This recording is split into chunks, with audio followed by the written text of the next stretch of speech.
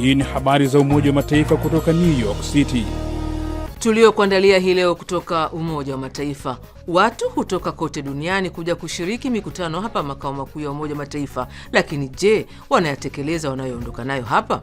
Leo tuko na mmoja wao. Baada ya kuingia nikajifunza sauti ya kila mtu inahitajika na ni kitu kikubwa nilijifunza. Kwa mimi nilichoondoka nacho ni jinsi gani tunaunganisha wasichana, vijana na platform za maamuzi. Haya majukwaa ya maamuzi kama hili UN. Maana hapa watu waongei tu, baadaye yanakusanywa haya, yana-inform sera za nchi, yana-inform sera kama hizi za muunganiko wa kimataifa. Na leo katika kujifunza lugha ya Kiswahili tutabisha hodi Chuo Kikuu cha Nairobi, Kenya kupata ufafanuzi wa methali. Karibu. Ni Alhamisi ya tarehe 2 ya mwezi Aprili mwaka 2026, siku ya kimataifa ya kuelimisha umma kuhusu usonji. Kutoka hapa New York, Marekani, mwenyeji wako ni mimi, Assumpta Massoi. Kabla kukuletea mada kwa kina, kwanza ni muktasari wa habari ukiwasilishwa na Selina Cherubon. Karibu Selina. Asante Assumpta. Naanzia hapa Marekani ambapo vita vya Mashariki ya Kati vilivyoanzishwa na Marekani na Israeli dhidi ya Iran vikiingia mwezi wa pili. Katibu mkuu wa Umoja wa Mataifa Antonio Guterres leo hapa makao makuu ya UN jijini New York, Marekani, amezungumza na waandishi wa habari akisisitiza sio tu vita hivyo vikome bali pia anaendeleza diplomasia za kusaka suluhu. Guterres amesema, And I'm dispatching my personal envoy Jean. Ninamtuma mjumbe wangu maalum Jean Arnold. Lengo ni kuunga mkono jitihada za kikanda. Lazima tupate njia ya amani ya kutoka katika hali hii. Ujumbe wangu uko wazi. Ni wakati muafaka kusitisha vita vinavyosababisha mateso makubwa ya kibinadamu na tayari vinaanzisha athari mbaya za kiuchumi. Ripoti mpya ya Kamisheni ya Umoja wa Mataifa kwa Uchumi wa Afrika (ICA) imependekeza umuhimu wa kuimarisha mifumo ya usimamizi wa deni la umma barani Afrika, ikionya kwamba uendelevu hautegemei tu kiwango cha kukopa bali pia ubora wa taasisi, mifumo ya kisheria na uwazi. Ikitolewa leo huko Addis Ababa, Ethiopia, ripoti hiyo inataja udhaifu kama vile uwezo mdogo wa kufanya uchambuzi wa hatari na ushawishi wa mashinikizo ya kisiasa katika maamuzi ya kukopa, ikisema kuwa kuboresha usimamizi ni jambo muhimu ili kuhakikisha kuwa deni la umma linachangia ukuaji wa uchumi endelevu badala ya kuwa chanzo cha kuyumba kifedha. Na wakati dunia leo ikiadhimisha siku ya uelewa wa usonji, familia katika ukanda wa Gaza, eneo la Palestina linalokaliwa kimabavu na Israeli, zinakabiliwa na changamoto zinazoongezeka katika kuwahudumia watoto wenye usonji katikati ya mzozo unaoendelea na hali mbaya ya kibinadamu. Katika kitongoji cha Sheikh Radwan, kaskazini mwa jiji la Gaza, Lion Abu Kosa mwenye umri wa miaka 16 ambaye ana usonji anaishi na familia yake katika magofu ya nyumba yao. Familia yake inasema hali ngumu ya maisha imeongeza changamoto zinazohusiana na hali yake, huku ukosefu wa utulivu na mkwamo wa kupata huduma za kitaalamu ukiendelea kudhoofisha ustawi wake. Mwisho wa muhtasari wa habari. Asante sana Selina Cherubon kwa kutuletea muktasari wa habari. Hapo baadaye katika kipengele cha jifunze Kiswahili, je, wafahamu maana ya methali atanguliaye kufika huchagua pa kukaa? Kama la, basi ungana nami hadi katika kipengele cha jifunze Kiswahili. Kutoka New York, sauti ya Umoja from the United Nations.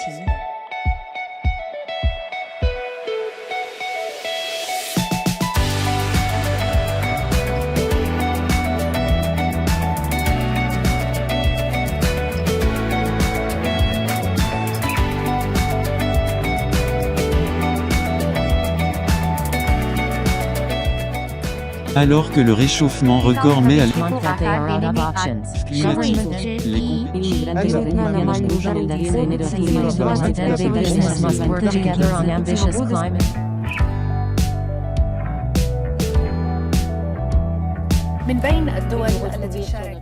Naam, ni habari kutoka Umoja wa Mataifa kutoka hapa Marekani kupitia chaneli yetu ya YouTube Habari za UN na pia televisheni wa shirika. Na unaweza kutembelea wavuti wetu news.un.org/sw kwa taarifa na makala. Mimi ni Assumpta Massoi, tunasonga mbele na sasa ni wasaa wa mada kwa kina.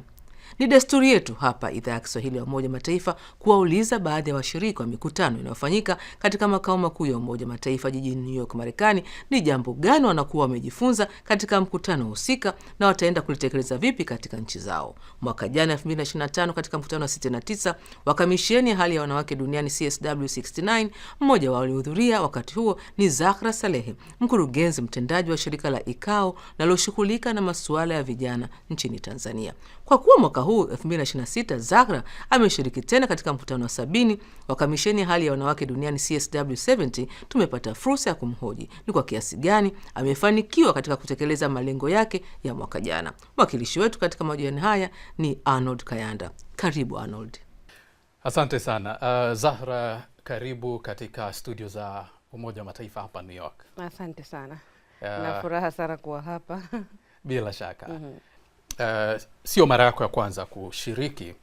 Mwaka jana tulivyozungumza ulikuwa umesema kwamba kuna vitu vingi ambavyo umejifunza kwenye huo mkutano wa 69 wakati ule, na ungependa kurudi nyumbani Tanzania kuvitumia ili kuchangia kwenye miradi ambayo mnaifanya.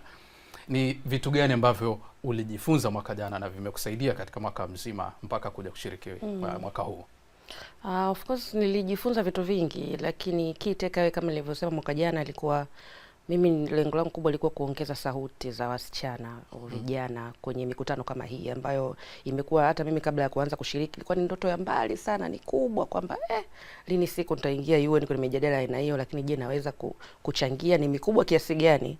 Mawazo yangu yanaweza kuingia kwenye hiyo mikutano au ni mawazo ya wale tu ambao yani nilikuwa nadhani ni kitu kikubwa sana. Lakini baada ya kuingia nikajifunza sauti ya kila mtu inahitajika na ni kitu kikubwa nilijifunza. Kwa mimi nilichoondoka nacho ni jinsi gani tunaunganisha wasichana, vijana na platform za maamuzi. Haya majukwaa ya maamuzi kama hili UN. Maana hapa watu waongei tu, baadaye yanakusanywa haya, yana-inform sera za nchi, yana-inform sera kama hizi za muunganiko wa kimataifa. Kwa maana kwamba yanachangia vitu vingi hizo sera za nchi mbalimbali. Sasa sauti za vijana na wasichana pale zinaingia vipi? Kwa hiyo nilivyotoka kweli nilirudi nyumbani na kuhakikisha tunatengeneza majukwaa hayo kwenye local level. Kama ICAO tunao majukwaa kama ya sheria, baraza la vijana na sheria. Kwa hiyo mle tunahakikisha tuna unpack, kwa sababu kama kuna tatizo tuliliona, is one thing kijana kuja kuchangia, is another hata kuijua hiyo sheria ipo. Lakini sera na sheria zetu zinavyoandikwa zinamuinterest vipi kijana kusoma, kuona hichi ni kitu cha mimi kusoma, ni kitu changu kinanihusu. Kuna the way pia tuna package sheria na law, inakuwa kama ni wale watu wanaosoma sheria tu ndio wanaweza kuvisoma kwamba sheria nyinyi mlivyokuwa mnazitazama kwamba zimefanywa kuwa ngumu, sio zenye kuvutia. Nadhani zinastahili kuwa vile, kwa sababu lazima document kama hiyo iwe serious, lakini kuna niseme language barrier. As much as itaweza kuwa imeandikwa Kiingereza au Kiswahili, language barrier in terms ya demographic, yani ile makundi. Kwa mfano kuna lugha kijana ataielewa zaidi kuliko lugha ile nyingine. Kwa sisi tuna breakdown, tunatengeneza labda kama comic magazine hizi vipeperushi vidogo ambao unakuta unaipunguzia ukubwa na unahakikisha kijana anaweza kasoma na akaelewa na akabuild ile interest ya kuvifuatilia. Kwa hiyo kikubwa nikichukua hicho, umuhimu wa kuunganisha sauti za vijana hususan wasichana kwenye jukwaa za maamuzi kama hizi, kwa sababu wakijua, wakielewa watashiriki, na kwa hiyo tutakuwa tunatoka na hizi sera na sheria ambazo ziko inclusive, zina include sauti za vijana na yale ambayo, kwa sababu sisi ndio tutaziishi hivi vitu mbele. Zinajumuisha yale matakwa haswa ya vijana, ya wasichana, kwa sababu hakuna tukatunga sheria ambazo miaka mbele inakuja kile kizazi kingine they are like hichi kilitengenezwa kwa ajili gani? Nimeona hakiendani na sisi. Na ni kwa kiasi gani unafikiri umefanikiwa kwenye hilo kuhakikisha kwamba sauti za vijana zaidi zinajumuishwa?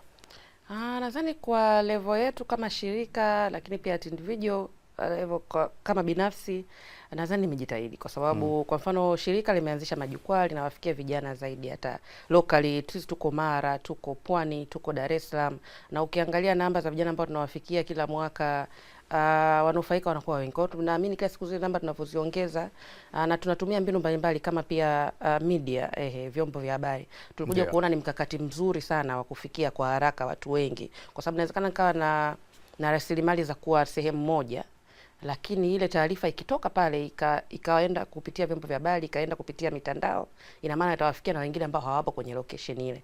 Kwa hiyo pia tumeexhaust sana vyombo vya habari, tumeexhaust mitandao. Mmetumia mitandao na vyombo vya habari. Na mimi binafsi nilipata kwa katika hiyo mission nikajikuta nimeingia hadi kwenye vyombo vya habari nasomea saizi habari, kwa sababu nimeona ni mkakati ambao utakuja kusaidia hizi kazi ambazo tunafanya. Ni element ambayo tunatakiwa tuiongeze kwenye kazi zetu kama mashirika. Tunatoa vipi zile story tunazokutana nazo, tunatoa vipi sauti za wa beneficiaries zetu tunakutana nao kama hatujaweza vizuri kuitoa hizo taarifa zao nje. Kwa hiyo kwa nafasi ya kipekee nikajikuta na mimi niko saizi East Africa pale kwenye kipindi cha wanawake. Kwa hiyo nikapata nafasi, wakanipokea vizuri, na furahi sana na kuingiza pale mijadala, kuingiza sauti za wanawake kuanzia kwenye uandaji zile mada mpaka watu wanaokuja kuzitoa zile mada.